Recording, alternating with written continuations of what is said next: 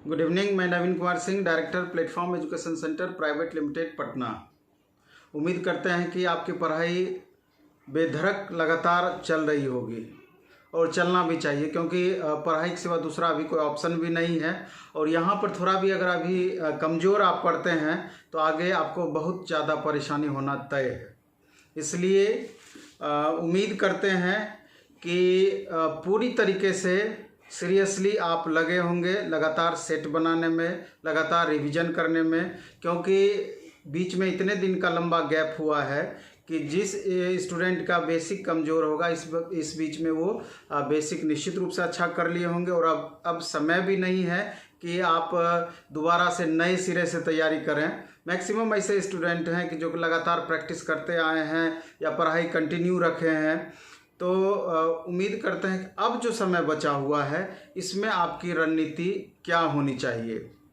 मेरे ख्याल से अब समय आ गया है कि आपको अधिक से अधिक सेट बनाने पर ध्यान देना चाहिए, अधिक से अधिक रिवीजन पर ध्यान देना चाहिए और सब्जेक्ट के इम्पोर्टेंस को समझते हुए, जैसे कि हम पहले भी चर्चा किए हैं कि 30 क्वेश्चन आपका मैथ से पूछा जाना है, 30 क्वेश्चन रीजनिंग से पूछा जाना है। और ग्रुप डी की बात करें तो 25 क्वेश्चन वहाँ साइंस से रहेगा। और अगर रेलवे एनटीपीसी की बात करें तो वहाँ 7-8 क्वेश्चन लगभग साइंस से रहेगा। इसके अलावा करंट अफेयर्स में ग्रुप डी में भी अच्छा खासा इंपॉर्टेंस अपना रखेगा और एनटीपीसी में भी अच्छा खासा इंपॉर्टेंस रखेगा। बाकी जहाँ तक आर्ट्स पेपर और स्ट्रेटेजिक जीके का सवाल है वहाँ आपका एनटीपीसी में ये सेक्शन ज़्यादा महत्वपूर्ण रहेगा। तो ओवरऑल अगर हम बात करें तो आपका उद्देश्य ये होना चाहिए कि मैथ और रीजनिंग से 60 क्वेश्चन अगर पूछा जा रहा है 60 मार्क्स का, तो वहाँ निश्चित रूप से 50 मार्क्स हम कैसे लाएं।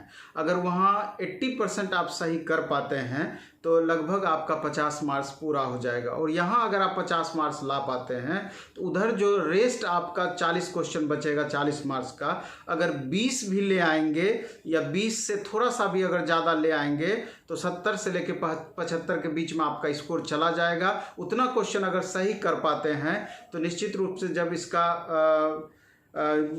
आगे का जो प्रोसेस किया जाएगा तो वहाँ पर आपको उचित मार्क्स का जो लेवल होना चाहिए वहाँ पहुँच जाइएगा। ठीक है, तो यहाँ पर आपको मैथ और रीजनिंग में खास फोकस करने के लिए आपको क्या करना चाहिए कि अगर मैथ रीजनिंग में ज़्यादा परेशानी है तो उस स्थिति में आपको प्रीवियस ईयर क्वेश्चंस, अगर आप प्लेटफॉर्म का भी देखेंगे रुक्मिणी पब्लिकेशन से, तो 2 वॉल्यूम में, वॉल्यूम 1 और वॉल्यूम 2 में प्रीवियस ईयर के क्वेश्चंस आपको मिल जाएंगे, मैथ का अलग और रीजनिंग का अलग। इसमें क्या है कि आप एनटीपीसी का मैथ बनाएं, ग्रुप डी का मैथ बनाएं, इसके अलावा जेई का, आरपीएफ का या एएलपी का मैथ बनाएं। बहुत ज़्यादा का अंतर नहीं होना है। और अगर आपके पास समय रहता है तो सारे मैथ्स को एक बार देखने का प्रयास करना चाहिए, और नहीं तो कम से कम ये आपको सुनिश्चित कर लेना चाहिए कि जितना ही आप सेट बनाएं उसका पूरा का पूरा कंसेप्ट आप उसका गेन कर सकें, पूरा का पूरा कंसेप्ट उसका समझ पाएं। तो अगर 10 सेट ही अगर आप अच्छे से बनाएंगे तो आपको 11वां सेट जब भी आप बनाइएगा तो पता चलेगा कि लगातार स्कोर का इम्प्रूवमेंट आपको दिखने लगेगा। 5-10 सेट तक तो हो सकता है कि ज़्यादा परेशानी आपको फील हो रहा हो, लेकिन जब उसका पूरा कंसेप्ट जो क्वेश्चन आपसे नहीं बनता है उसका क्लियर करते चले जाएंगे तो 11वें सेट में लगातार आपका स्कोर बढ़ता चला जाएगा। और यही चीज़ आपका रीजनिंग में भी करना है। रीजनिंग में भी आप देखेंगे कि रीजनिंग का कुछ खास क्वेश्चन, लगभग 40% ऐसा क्वेश्चन होगा कि जहाँ आपको ज़्यादा प्रॉब्लम लगेगा, जहाँ कि आपका स्कोर जिससे कि आपका प्रभावित होगा, क्वेश्चन वहाँ पर गलत होने की संभावना रहेगी 40% क्वेश्चंस में, लेकिन 60% क्वेश्चन तक आप इजी वे में बना लेंगे। और अगर उस 40% क्वेश्चन के टाइप को पूरा कंसेप्ट के साथ आप ज्ञान कर पाते हैं, समझ पाते हैं, तो उस 40% में भी लगातार अपना स्कोर बढ़ाते चले जाइएगा और मोर देन 80% ओवरऑल स्कोर कर दीजिएगा। इसमें कोई बहुत ज़्यादा परेशानी मेरे ख्याल से नहीं होना चाहिए। खास करके हिंदी भाषी क्षेत्र के जितने स्टूडेंट हैं, चाहे वो बिहार के हों, मध्य प्रदेश, छत्तीसगढ़, उत्तर प्रदेश, झारखंड, जितने हिंदी भाषी क्षेत्र के बच्चे हैं, मैक्सिमम का मैथ और रीजनिंग ओवरऑल अच्छा होता है। वहाँ बहुत ज़्यादा आपको परेशानी नहीं होती है और इसी चीज़ का आपको लाभ उठाने का भी प्रयास करना चाहिए। तो मेरा ये कहना है कि मैथ रीजनिंग का एक सेट अलग से डेली बनाएं, साइंस का भी एक सेट अलग से डेली बनाएं, प्रीवियस, ग्रुप डी का ही अगर प्रीवियस होगा तो वहाँ 25 क्वेश्चन लगभग साइंस से रहेगा। तो एक सेट बनाइए और जो क्वेश्चन नहीं बनता है तो उसमें स्टार मारते चले जाइए या कॉपी में अलग से आप उसको नोट करते चले जाइए और बाद में इसका रिवीजन भी एक बार दो बार जरूर करिए। देखिए आपको कितना ज़्यादा इसका फ़ायदा मिलता है। इसके अलावे एक सेट आपको फुल सिलेबस का बनाना चाहिए, फुल सिलेबस का। तो एक टाइम में ऐसा कर लीजिए कि मॉर्निंग शिफ्ट में आप सेट बनाइए फुल सिलेबस का और इवनिंग शिफ्ट में आप सब्जेक्ट वाइज बांट दीजिए कि मैथ, रीजनिंग और साइंस का हमको अलग अलग बनाना है। और 1 घंटा आपको करंट अफेयर्स पर भी समय देना है, आधे घंटे से 1 घंटे तक रेगुलर डेली समय देना है।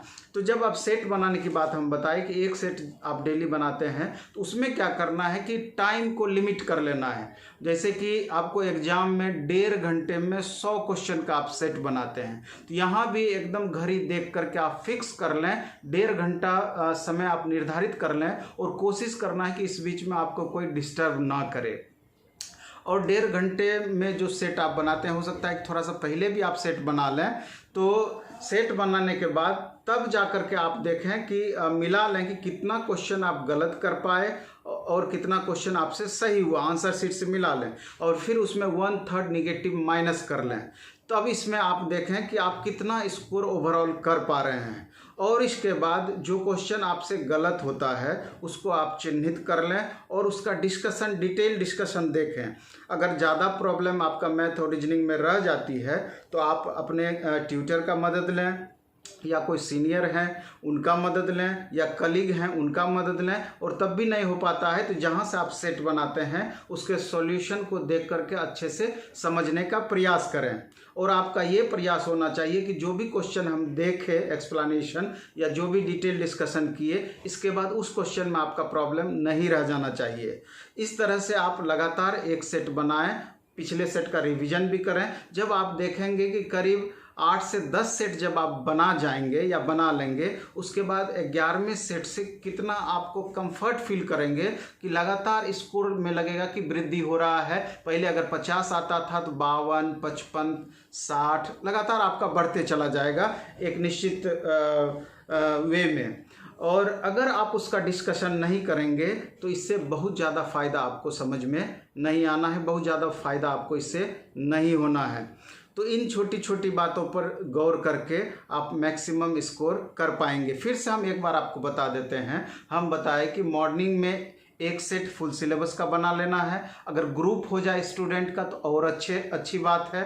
और इवनिंग में बताएं कि पर्टिकुलर अगर मैथ में ज़्यादा प्रॉब्लम है तो मैथ का एक सेट बनाएंगे, रीजनिंग का एक सेट बनाएंगे। नहीं भी प्रॉब्लम है तब भी और बेहतर स्कोर के लिए हम बनाएंगे मैथ का एक सेट, रीजनिंग का एक सेट, साइंस का एक सेट और 1 घंटा कम से कम हम करंट अफेयर्स में टाइम देंगे। और जहाँ तक आर्ट्स प्लस स्ट्रेटेजिक जीके का सवाल है, आधा से घंटा से 45 मिनट या 1 घंटा उसके लिए भी आप फिक्स रखेंगे रिवीजन करने के लिए।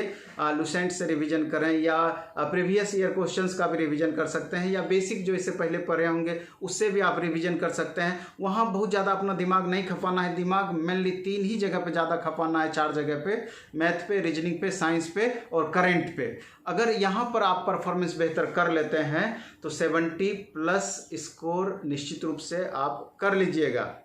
और जब 70+ स्कोर आप कर लीजिएगा तो आपका रिजल्ट कोई नहीं रोक सकता है, आपका रिजल्ट होना तय रहेगा। और इसके बाद कोशिश करना है कि ऑनलाइन मोड में भी अगर आपका टेस्ट देना संभव हो पाता है, क्योंकि वहाँ आपको ऑनलाइन ही एग्ज़ाम देना है और ऑफलाइन ऑनलाइन में थोड़ा सा अंतर हो जाता है, 2, 4, 5 मार्क्स का डिफरेंस निश्चित रूप से हो जाएगा अगर बहुत बेहतर प्रैक्टिस आपका नहीं है।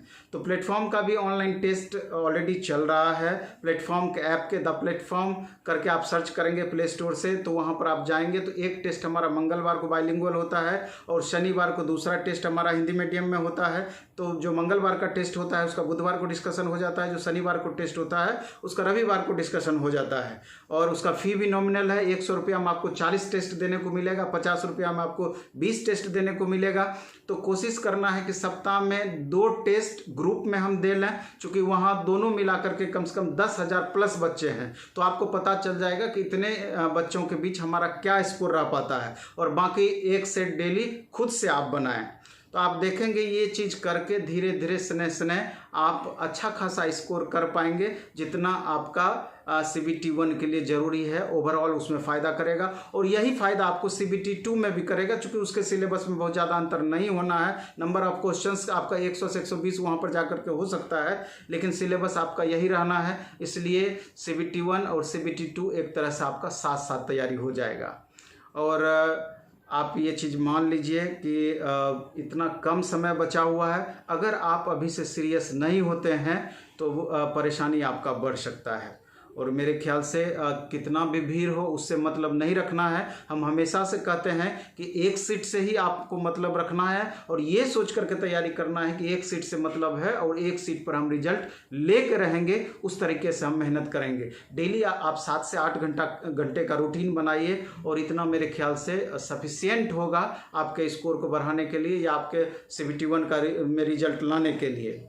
इसके अलावा हम देखते हैं कि स्टूडेंट को जो पटना में भी स्टूडेंट लॉस सब में रह रहे हैं, बीच में तो पूरा का पूरा खाली हो गया था। बहुत तेज़ी से स्टूडेंट पटना आ रहे हैं, क्योंकि घर पर किसी न किसी कारणवश उनको लगता है कि थोड़ा सा डिस्टर्ब हो रहा है। अब कोरोना से कितना डरना है, क्योंकि कोरोना के साथ अब जीना है। आपको इस तरह से आदत बना लेना है तत्काल, क्योंकि उतना भय रखेंगे तो फिर अपना कैरियर भी दाव पे लगेगा।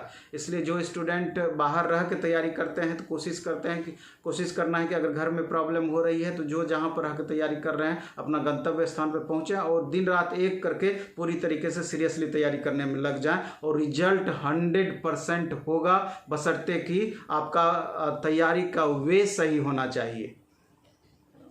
चलिए, धन्यवाद। इस वीडियो में इतना ही रखेंगे। खूब अच्छे से पढ़िए, खूब मन से रखिए, मन से पढ़िए, निश्चित रूप से आपका रिजल्ट होगा। धन्यवाद।